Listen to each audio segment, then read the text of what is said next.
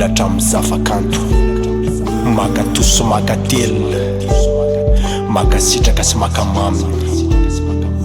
Indre zato sy tontolo feo ny hatsarana, feo ny fahasambarana, tara-pazafana ny anio.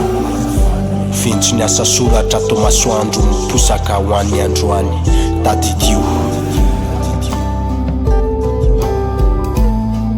tadidio, tadidio,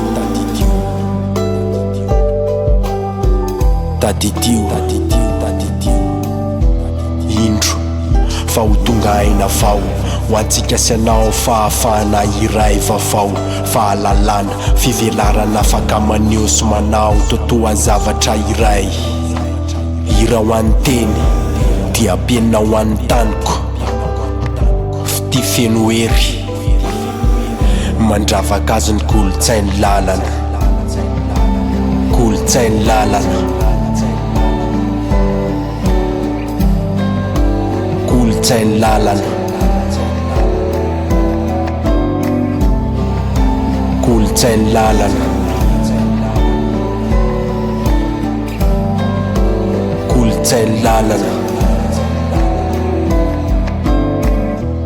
kolotsaina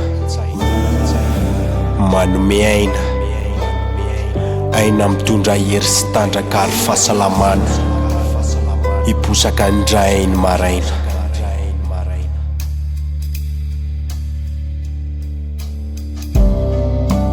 Hira ho an'ny teny dia penina ho an'ny taniko, fity feno hery mandravaka azy ny kolotsainy lalana.